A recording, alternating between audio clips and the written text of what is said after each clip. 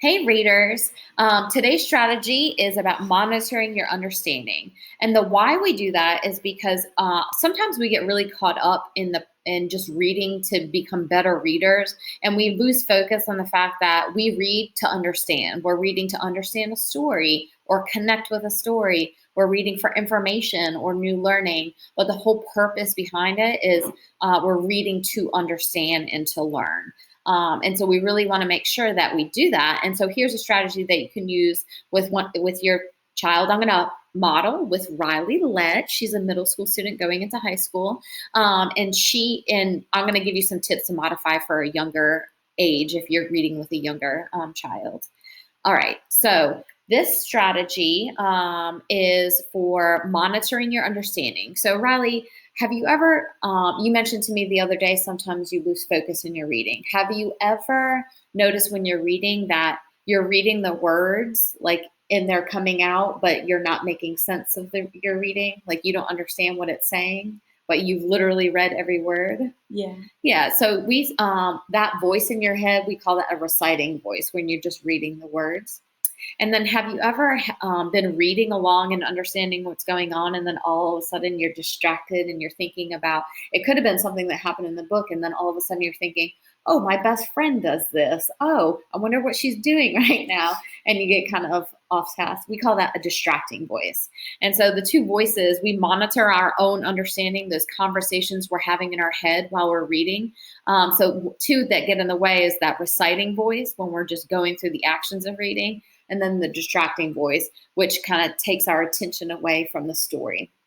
So I want you to look at your book and thinking about the last time you read. Find a place where you lost track of your reading. You don't remember what happened in the story, or you got distracted and you were like a few pages in. Can you find that place?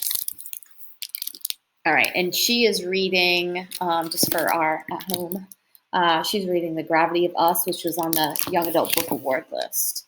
All right, so I want you to tell me what has happened in the story so far, to the point that you remember. The main character is a boy, and he's a blogger. And so he's famous for just reports things. And his dad is tried out for a space program thing, so that I could be an astronaut and be on a reality show. And he got it, but that means the boy won't be able to do his vlogs anymore. And they're gonna have to move and stuff, and nobody wants that to happen except the dad. Gotcha. All right. So what you do is you stop when you notice that you are distracted, which you did. So that's really good. That's the first step.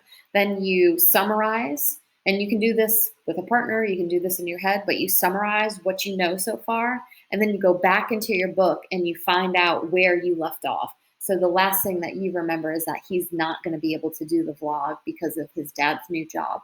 So you go back in the book and find where that spot is, and then you just start reread from there. Okay? All right, so that's a pretty easy steps, right? So you notice when you use the reciting or distracting voice and you're not engaged in the reading, then you stop and summarize what you know so far, and then you jump back and reread.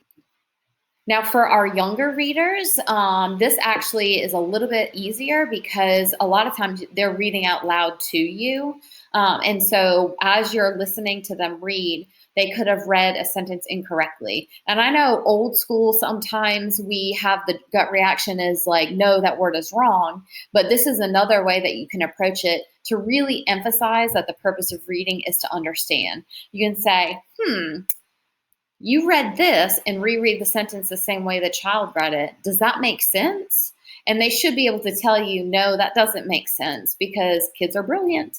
And then you teach them a strategy to solve that word, or if there were multiple words in the sentence, or if you get to the end of the paragraph and it doesn't seem like they are asking questions about the text, or making connections, because when kids are reading, they stop you all the time, and that's awesome. Like, that means that they are having that conversation with the text for understanding that eventually becomes that conversation inside of your head.